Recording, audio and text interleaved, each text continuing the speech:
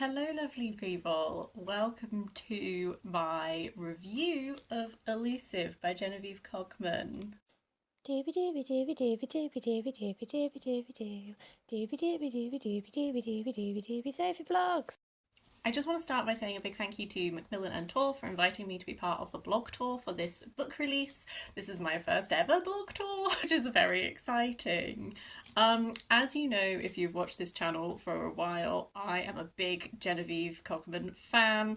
I have read every book that she's written. Elusive is the sequel to Scarlet, which is a loose sort of retelling of the Scarlet Pimpernel, but with vampires.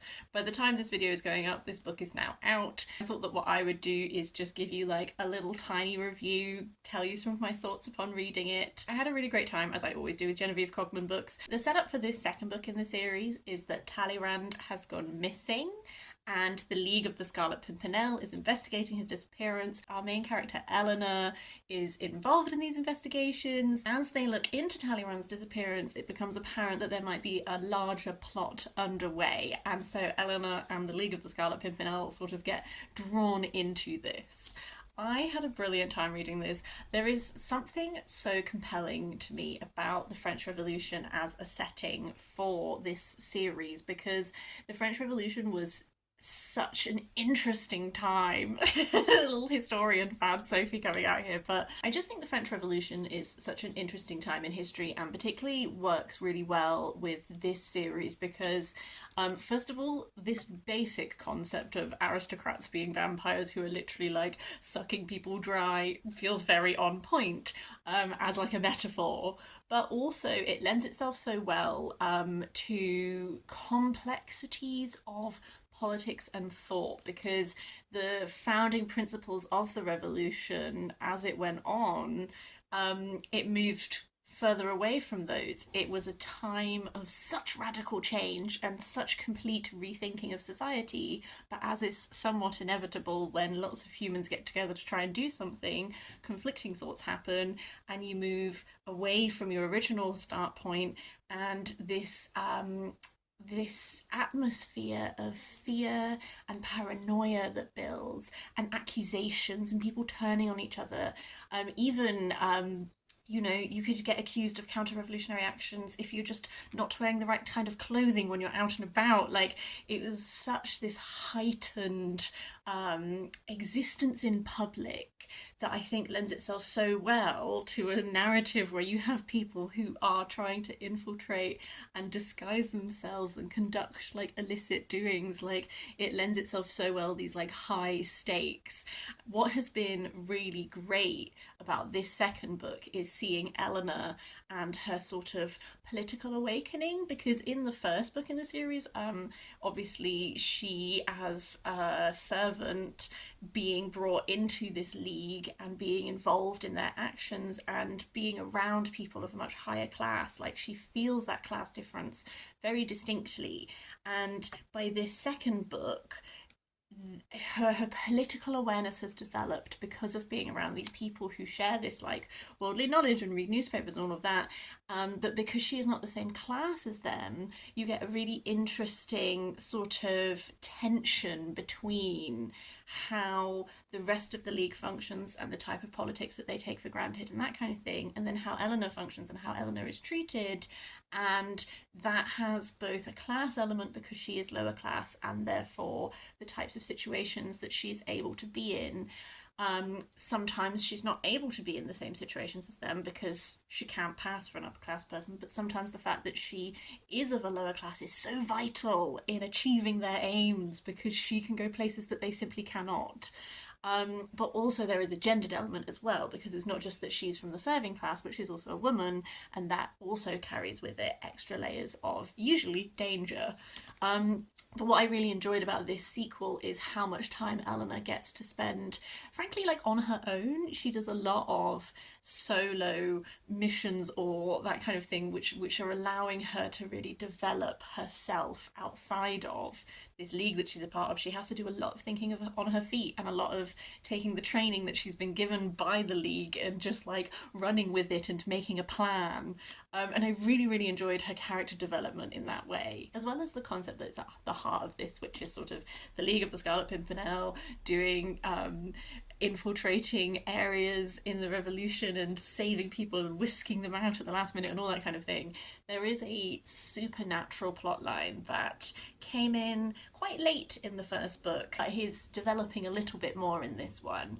That is a plotline which I feel has still not yet fully come to fruition, and I'm very intrigued to see how it will grow further. We made some really interesting progress in this book and gained a lot more information and sort of insight, but there's still some real mysteries to do with that I'm really intrigued by where they're going to go.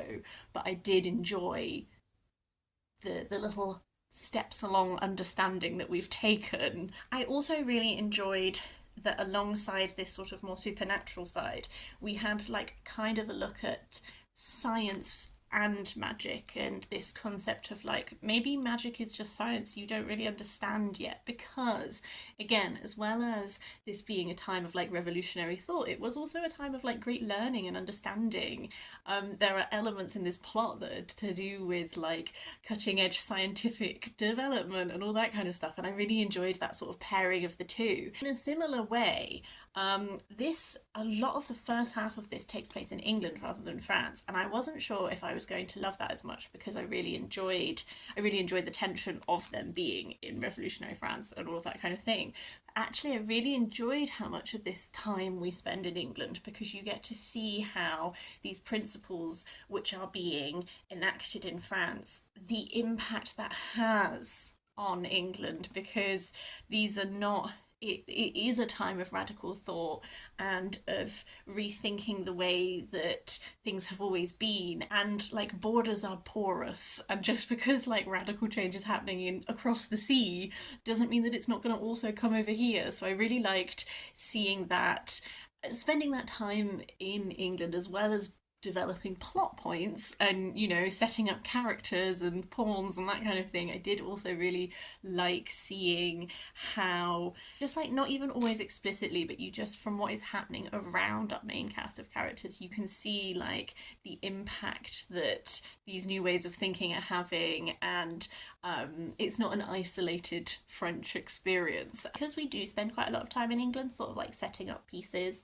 I would definitely say that maybe the plotting of this is like on the slower side, but I really enjoyed that, because I would say it's actually the same level of plot pace as the first book, where you spend your time setting up all of your pieces and then you launch your mission, and obviously shenanigans ensue and not everything goes to plan and you have to think on your feet. So I like that mix of like slower pacing where you're setting everything up and getting your pieces in order, and then more fast paced when events start to sort of spiral out of control and you have to do that like on your feet thinking, and that's where a lot of the adventure and escapades aspect of it comes in. It seems really obvious to say that like as a second book we're sort of bridging like where the first book ended, and presumably these bigger topics that are gonna come in this third book.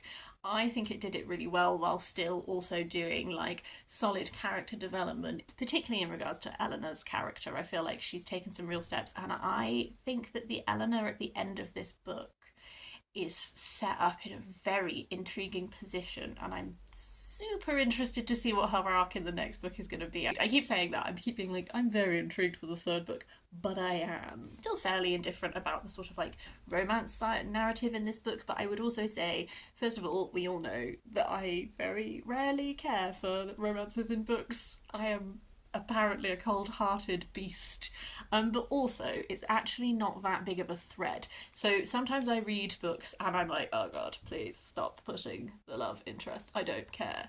I didn't have that with this one, because I like the love interest, I just am not very invested in them as a concept. It's not such a strong part of the narrative that it like actively bothers me or anything. It's absolutely fine. I really enjoyed reading this. I felt like it has delivered on some of the key elements whilst also really setting us up for a third book that I'm hoping is going to be like really explosive and exciting. I think what I really enjoy is this combination of like somewhat light-hearted romps, although the stakes are high and all of that kind of thing, but paired with a very nuanced look at this historical time period that is so rich and has so much to offer, particularly to like retellings and that kind of thing.